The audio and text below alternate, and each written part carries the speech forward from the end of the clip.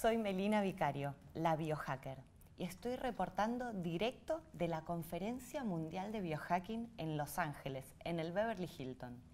Estoy por traerles una entrevista realmente fabulosa con el experto número 1 en alto desempeño cerebral y memoria. Él es Jim Kwik. Y sí, ese es su nombre real. Kwik significa veloz.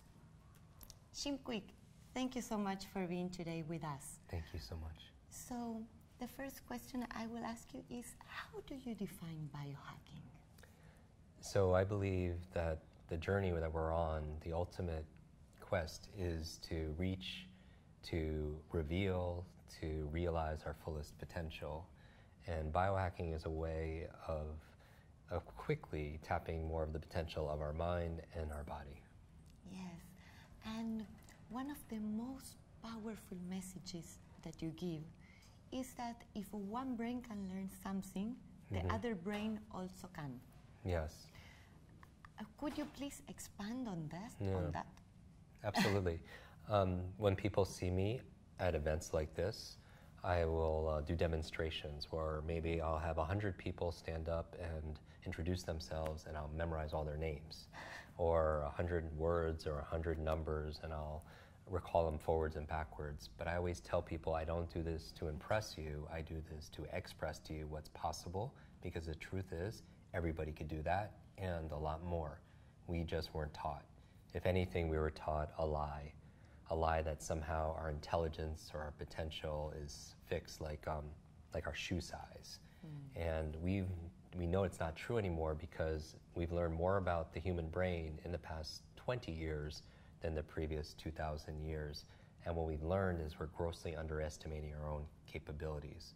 And if people feel distracted, if they feel overloaded, if they feel forgetful, it's not their fault. It's just the world has advanced so much, but our schools haven't as much. Meaning school's a great place to learn what to learn, math, history, science, but not how to learn those things. And I think it's very important. So I believe that genius leaves clues. That when somebody is a genius in some area, they are doing what looks like magic is actually there's a method. And it's available to all of us because we have this incredible gift, this supercomputer between our ears called our brain, but it doesn't come with an owner's manual, no instructions on how to use this, and it's not user-friendly. So the reason I'm so passionate about it is because when I was 5 years old, I had a very bad accident, head trauma, a brain injury, and I had learning challenges. And I was put in special classes, very bad focus, poor memory. It took me 3 years longer to learn how to read. And at the age of 9, one of my teachers in front of the whole class pointed to me and said, "That's the boy with the broken brain." And it's been my label. So my passion and my mission in life is to show people how to have their best brain possible, because this controls everything. You know, 100 years ago, it was your muscle power, but today it's your mind power. And that's why I want to show people the power of their mind. And our mission is no brain left behind. We want to help everyone's brain. That is amazing, and thank you for sharing your story, because now you are one of the people with the most amazing brains. Like, you are teaching a lot of celebrities, even the X-Men, how to memorize their lines and get their brain power to the fullest.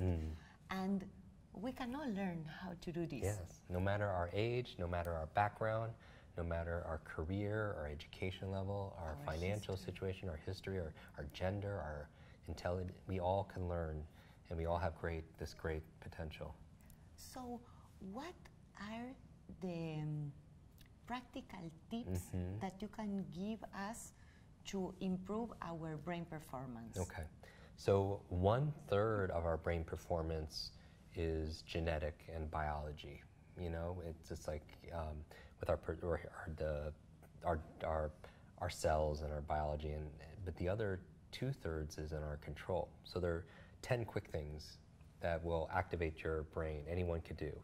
Number 1 is a good brain diet. because what you eat matters, especially for your gray matter. And so they're brain foods. And so avocados, very good for the brain. Blueberries, good for your brain. Broccoli is good for the brain. Let's say olive oil, good for the brain. Eggs, so lots of eggs and green leafy vegetables.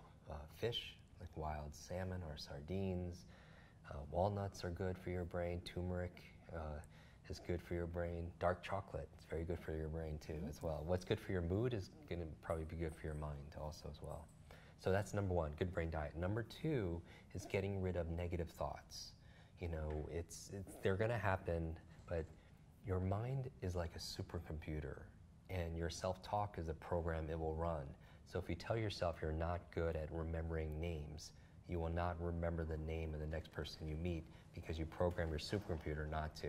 So just be as positive as possible with your words. Number three is exercise. Exercise is very important for your brain because when you exercise, what's going to be good for your heart is going to be good for your head. You create blood flow and oxygen. And so there's a phrase that says, when your body moves, your brain grooves. But the problem is a lot of us sit all day, and they say sitting is the new smoking. Yes. And so the human body is meant to move more. And so that's three, exercise. Number four, brain vitamins. You know, like here, you go out here and people have, most important brain vitamins, omega-3, yes. DHA, because you have to give your brain the nutrients, and maybe we don't get it from our diet sometimes. That's number five is a positive friends. Positive friends is good for your brain because who you spend time with is who you become, and also because you start adopting their habits and their attitudes. And so be around, because you could be around one energy vampire, you know, somebody so negative, and it just takes your mental energy. And that's number five. Number six, clean environment. Clean. When you clean your bedroom, your living room, your office, your computer, your desktop, you know, when you put it in files and then you have clear mind. So clean environment, very good for your brain. That's number six. Number seven, sleep. So good, but so many people have trouble when they sleep. And when you sleep is where you turn short-term memory and make them long-term. It's also when you sleep is when you clean the plaque in your brain that leads to dementia, brain aging challenges. So sleep is very important, but so many people not sleeping. So practical tips are, its most important thing is routine, is going to bed at the same time, waking up at the same time. You know, a lot of people have alarms to wake up. They should have an alarm when to go to bed. You know, it's very good. And also, what's also very important for sleep is darkness. You know, and so black out curtains, even the light from a street lamp or your alarm clock could keep you up also. And that's why they say no screens at night, no anything, because it creates blue light, which makes you not produce melatonin, which helps you relax to sleep. So sleep is very important. Number 8, brain protection, meaning wear a helmet. You know, because a lot of people, they get concussions, they have bad falls. You have to protect your brain because it's very resilient, but it's also very fragile. You know, so protect your brain. And finally, 9 and 10. 9 is new learnings. New learnings, because here's the thing. It was on the cover of Time magazine. They found these nuns, and they wanted to find out how these nuns were living so long, 80, 90, above. They've said half of it had to do with their faith and emotional gratitude, but the other half, they were lifelong learners. They were always, always learning more and more, and because of it, they live longer and better. So new learnings. And so something everyone could do is, I think the best learning is done through reading. Reading is to your mind what exercise is to your body. And reading is great exercise. And so schedule your reading, you know, every day. And that's your mental, workout. And then finally, number 10 is stress management. Stress, because we have financial stress and relationship stress and career stress. And that stress, chronic stress, shrinks your brain. It makes it smaller. And so what are people doing to be able to relieve stress? You know what I mean? Like meditation or massage, or simple walks in nature. Sometimes we have to disconnect to reconnect. Yes. Yeah.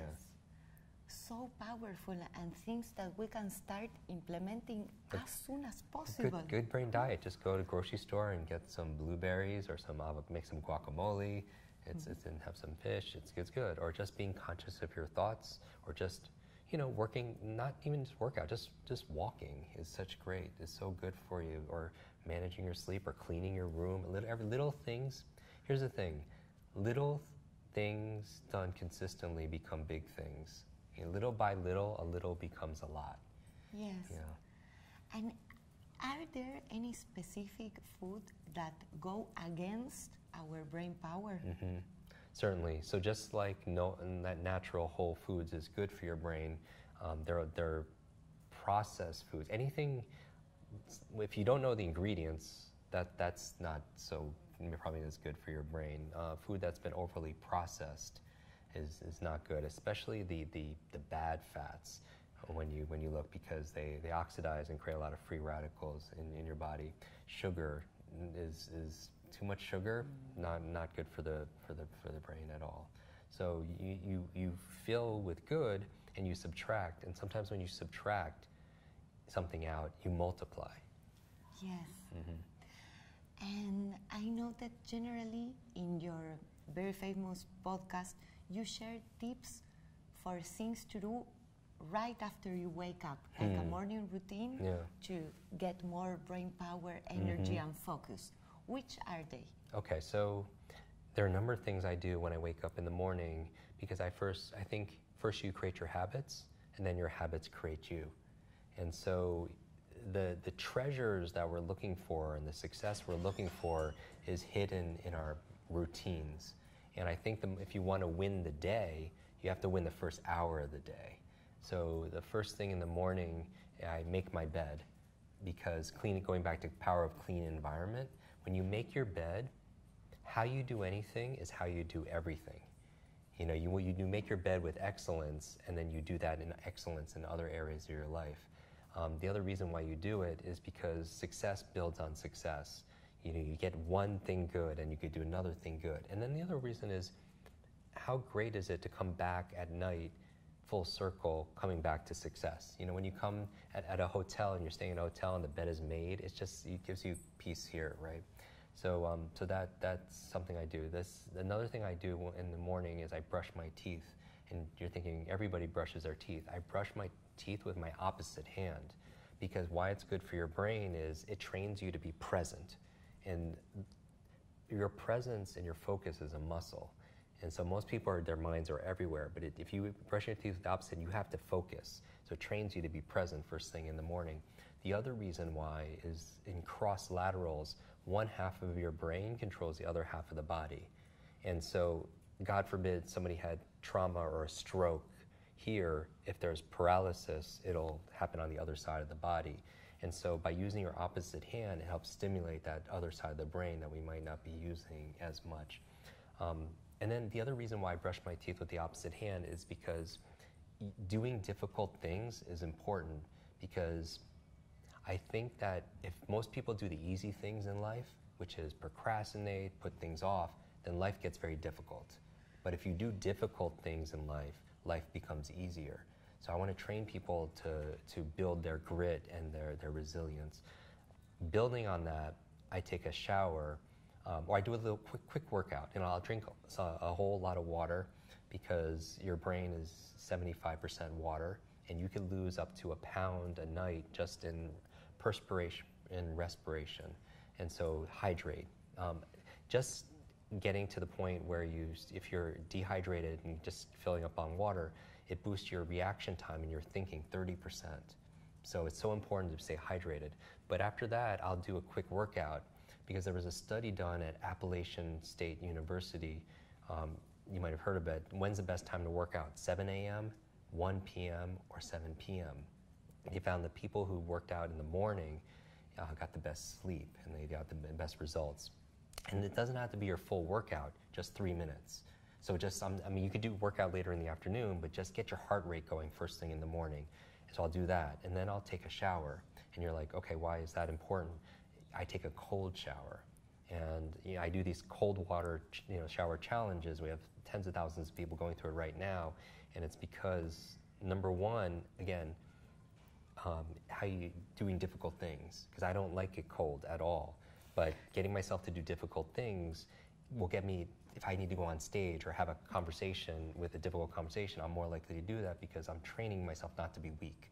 But the other reason cold shower is good is one of the biggest challenges to our brain, which is part of our body, is inflammation. And so cold therapy is very therapeutic because if you hit your knee on that coffee table, you put ice on it to reduce swelling, to reduce inflammation. And our brain has constant, has inflammation from emotion, from lack of sleep, from stress, from physical, toxins. And so cold helps to reduce inflammation also, so cold.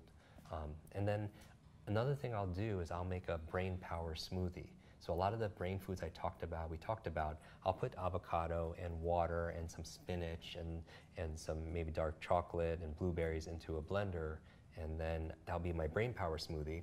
And then I will journal. And when I'm journaling, I always do gratitude, because gratitude rewires your brain for positivity and performance, very important. And I'll write down, after I do my gratitude, the 3 things I want to achieve personally and work. So whenever notice I haven't even talked about my phone. Most people, the first hour, the first thing they do is grab the phone, but you don't want to do that because it trains your brain to be distracted. Because when you're wake up, you're relaxed and you're very suggestible. If you pick up your phone, every like, share, comment, cat video, whatever, it's a dopamine flood, and it trains you just to be everywhere and scatterbrain like a monkey. And that's why we can't hold the attention. When we read something, we just forget what we just read. Somebody tells you their name and you just forget what it was because you have no focus of attention. And part of it is our phones. So our phones rewire our brain for distraction, but our phones also rewire our brains for reaction. Meaning that if you pick up your phone first thing in the morning, it's the first thing you do. You're not doing deep breathing. You're not saying hi to loved ones. You're not doing hydrating or anything. You pick up your phone.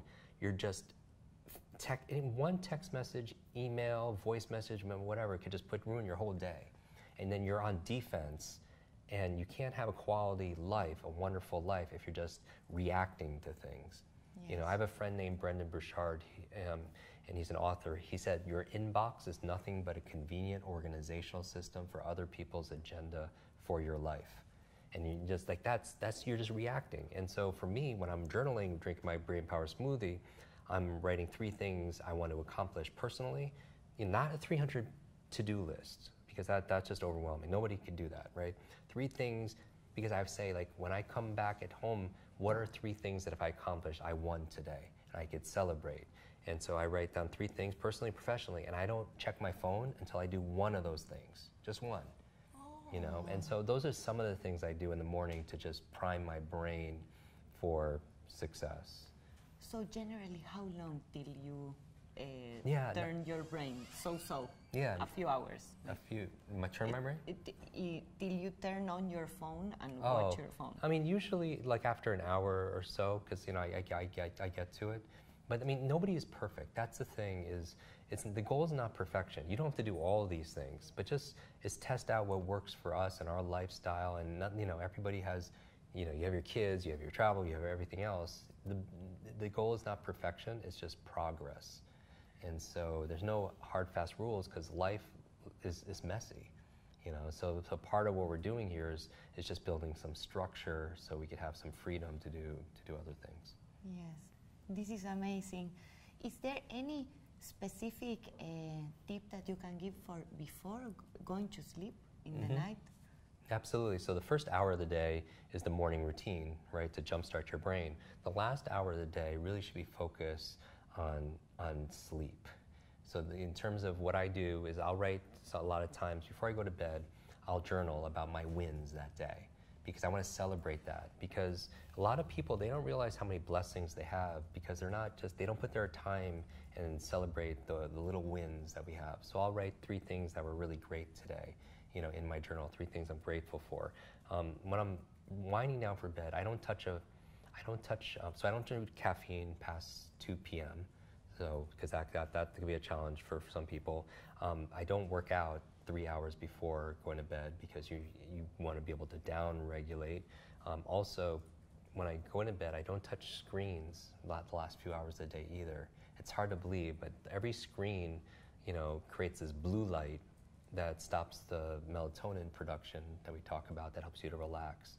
And if you do use your screens, there are apps like Iris or Flux that help you to, or the glasses, blue blocking glasses that allow you to be able to do that. It's also good that cold is very important. We know that when the room is colder, on the colder side, you'll have deeper sleep. Part of if I'm traveling or if there's a bathtub, Epsom salt bath, because the magnesium is very calming also as well. But my whole goal at nighttime is to really prioritize sleep. And you don't want to work, just in the same token, you don't want to work with your laptop in your bed because you train yourself to do certain activities in the environment that you're doing. So if you start doing work in your bed, like checking emails, stuff like that, then you unconsciously associate that stress to your bed, and that's not very helpful. Definitely. So, Jim, where can people know more about you and learn from you? So just 2 places I would recommend. We have a podcast that's around the world. It's called Kwik Brain, and people could go to kwikbrain.com, kwikbrain.com, and also social media. Everything is at Jim Kwik, JimKwik, on Instagram, on Twitter, on Facebook, and all that. That's really good. This is wonderful. Thank you so much for this amazing interview. Thank you so much. Gracias.